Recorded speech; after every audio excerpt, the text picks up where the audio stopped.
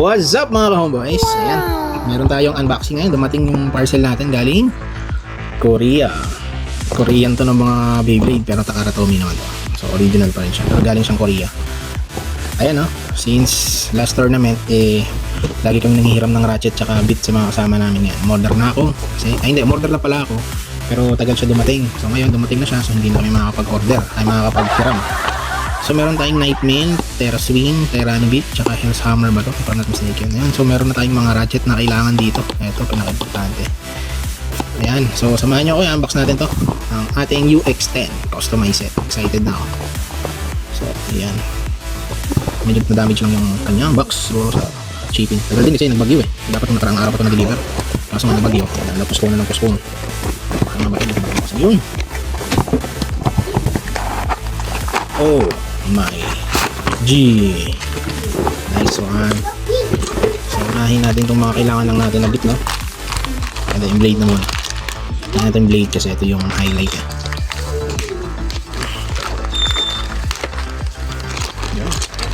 So ito ay ano nga ba ito?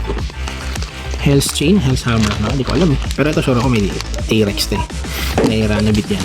Ito ano pangalan nito?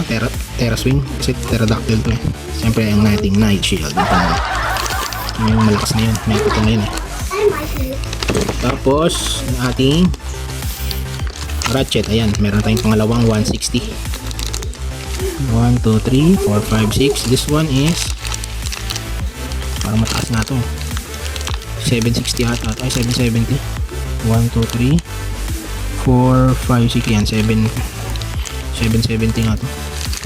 Ito ay 380 for sure mataas to 1, 2, 3, 4, 5, 6, 7, 8 ayan.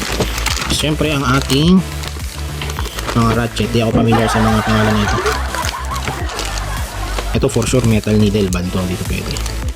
Ito yung rush. Ito ball or free ball. Ito is flat, point flat.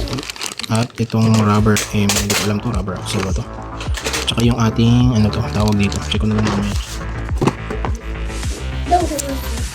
Ayan guys ang ganda mix and match natin ito mamaya sa mga available natin. Thank you hindi idugtong na natin to ang ating impact brake which is yung habol ko lang talaga dito is yung low rush nya syempre yung 960 na din so magandang kit to kasi ito yung mga meta na ratchet tsaka bit ganda galing Korea nga pala to. Yan buksan na natin. So yung mga code pala nito paano ba ito ginagamit hindi ko alam marami tayong box dyan di ko na sascan yung mga code so siguro may bibilin daw na yung parang scanner na nilalagay sa launcher hindi ko alam yun tapos eto yan tapos dito sa gilid grabe yung pagkatape isang buong tinape so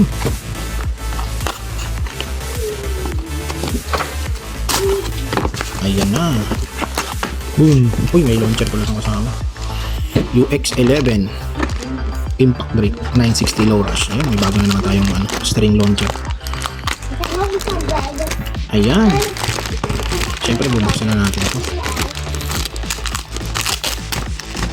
boom panis ganda impact to tapos 960 ayan and then yung ating low rush solid buuhin natin excited ako dito bigat attack pipe to na bay attack tapos 960 syempre yung ating rush low rush sorry yun, sana masikip galing Korea kasi mga Asian yan masisikip yung mga Asian sakto lang ganda baba look at that impact yung may kasamang rubber ayun so